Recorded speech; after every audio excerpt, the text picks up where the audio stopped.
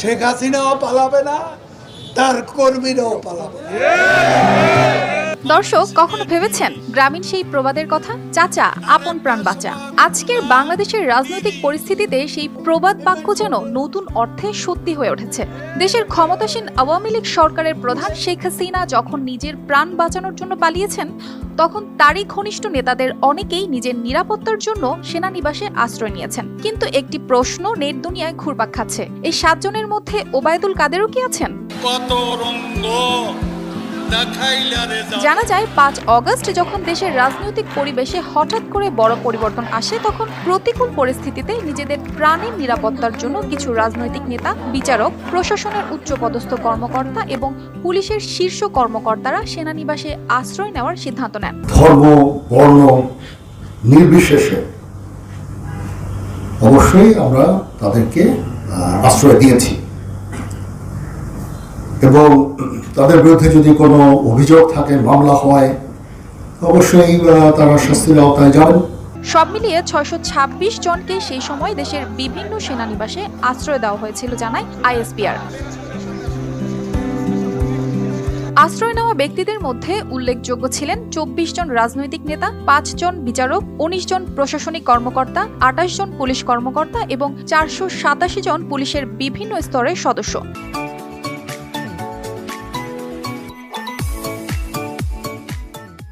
এছাড়াও বিভিন্ন পাবলিক বিশ্ববিদ্যালয়ের কর্মকর্তা সহ আরো 12 জন এবং তাদের পরিবার পরিজন মিলিয়ে মোট 51 জনও সেখানে আশ্রয় নেন। কিন্তু পরিস্থিতি কিছুটা স্থিতিশীল হওয়ার পর আশ্রয় নেওয়া 615 জন নিজ উদ্যোগে সেনানিবাস ত্যাগ করেন। তবুও 7 জন এখনও সেখানে অবস্থান করছেন।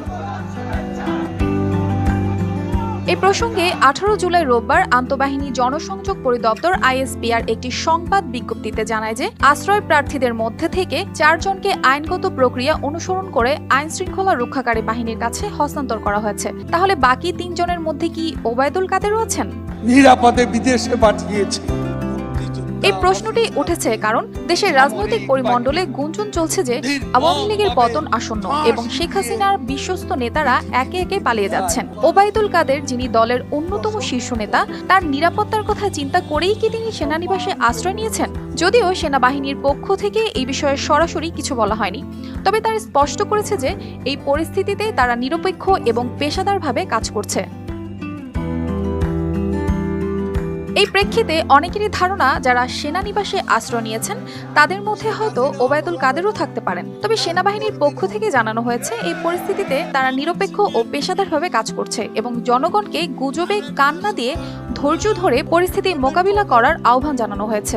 এখনো অবধি সেনানিবাসে আশ্রয় নেওয়া 7 জনের মধ্যে 4 জনকে মামলার ভিত্তিতে আইন শৃঙ্খলা রক্ষাকারী বাহিনীর হাতে তুলে দেওয়া হয়েছে। বাকি 3 জনের ব্যাপারে এখনো কোনো স্পষ্ট তথ্য পাওয়া যায়নি। অর্পিতা জাহান। গেল 5 আগস্ট ছাত্র জনতার গণ অভ্যুত্থানে ক্ষমতাচ্যুত হয়ে দেশ ছেড়ে ভারতে আশ্রয় নেন শেখ হাসিনা। বর্তমানে দিল্লিতে অবস্থান করছেন তিনি। কিন্তু শেখ হাসিনাকে আশ্রয় দেয়া নিয়ে দেশে বিদেশে বেশ চাপে আছেন ভারতের প্রধানমন্ত্রী নরেন্দ্র মোদী। এ নিয়ে ক্ষমতাসীন বিজেপি সরকারের সমালোচনা করছেন ভারতেরই বিভিন্ন দলের নেতাকর্মীরাও। শেখ হাসিনাকে আশ্রয় দেওয়ায় নরেন্দ্র মোদীর সমালোচনা করেছেন তেলেঙ্গানা ভিত্তিক দল অল ইন্ডিয়া মজলিস ইত্তেহাদুল মুসলিমিনের নেতা আসাদুদ্দিন ওয়াইসি। তিনি হায়দরাবাদ থেকে 5 বারের নির্বাচিত সংসদ সদস্য। তার প্রশ্ন, মোদী সরকার কেন বাংলাদেশের জনগণকে সমর্থন দিচ্ছে না? তারা কেন পদচ্যুত নেতাকে সমর্থন দিচ্ছে?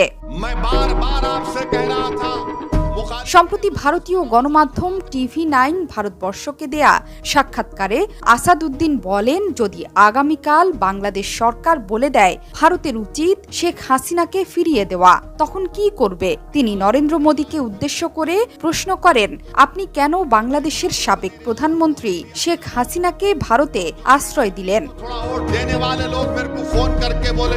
আসাদুদ্দিন ওয়াইসি আরও বলেন, কূটনীতিক পলিসির কারণে প্রতিবেশী দেশগুলোর সঙ্গে বন্ধুত্ব হারাচ্ছে ভারত। এ সময় মালদ্বীপ, শ্রীলঙ্কা, মিয়ানমারের সঙ্গে ভারতের সম্পর্কের কথাও উল্লেখ করেন তিনি। বর্তমানে প্রতিবেশী কোনো দেশের সাথেই ভারতের খুব একটা ভালো সম্পর্ক নেই।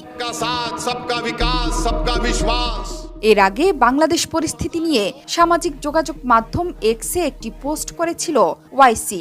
৮ আগস্ট দেয়া পোস্টে সংখ্যালঘুদের ওপর হামলার খবরে উদ্বেগ প্রকাশ করেন তিনি। পাশাপাশি হিন্দুদের বাড়িঘর ও মন্দির রক্ষায় মুসলিমদের এগিয়ে আসার প্রশংসাও করেন ওয়াইসি।